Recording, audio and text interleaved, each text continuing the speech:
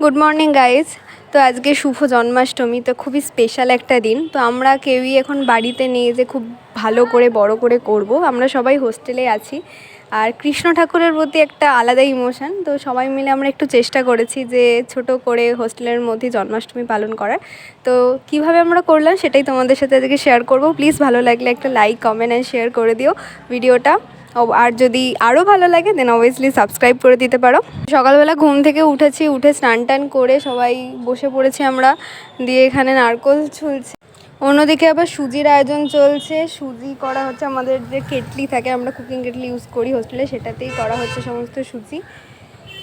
চেষ্টা করা হচ্ছে একটা, সে কি কাণ্ড, সুজি টুজি নিয়ে এসে দুধ দিয়ে মানে ছোট করে একটা মিষ্টি প্রসাদ, কারণ আমরা এখানে তো ননি পাইনি বা ক্ষীরও করতে পারছি না, তো যেটুকু আমাদের ক্ষমতার মধ্যে আছে আমরা সেটাই করে দেওয়ার চেষ্টা করছি।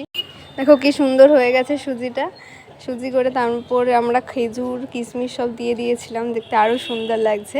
তারপরে এখানে ফল কাটা হচ্ছে, ফল ছোটো ছোটো করে কাটা হচ্ছে প্রসাদে দেবে বলে। ফল কাটা হয়ে গেছে প্রায়, মোটামুটি সবই গোছানো হয়ে গেছে। ফল, মিষ্টি, তারপর আরও লজেন্স, ভাইকে লজেন্স দেয়, মানে ভাই, আমি কৃষ্ণনগর অ্যাকচুয়ালি কি ভাই বলি, কারণ আলাদাই একটা অন্য একটা লাগে। তো যাই হোক, সমস্ত কিছু জোগাড় হয়ে গেছে, ফুল টুল এসে গেছে, ঠাকুর বসানো হয়ে গেছে। এবার ভোগ দেওয়া হবে। মোটামুটি ভোগ সাজিয়ে দেওয়া হয়েছে আমরা যতটুকু পেরেছি। তোমরা একটু জানিও কেমন লাগলো ছোট করে করা এই প্রচেষ্টাটা, কেমন লাগলো তোমাদের সবাই। আর এখানে তিলক কাটা চলছে, যে আমাদের কৃষ্ণ ঠাকুর বৈষ্ণবদের আরও সুন্দর একটা জিনিস, কি সুন্দর দেখতে লাগে তিলক কাটলে মুখটা। তারপর এখানে দেখো অন্য ব্লক থেকে সবাই এসেছে ঠাকুর দেখতে, প্রসাদ খেতে।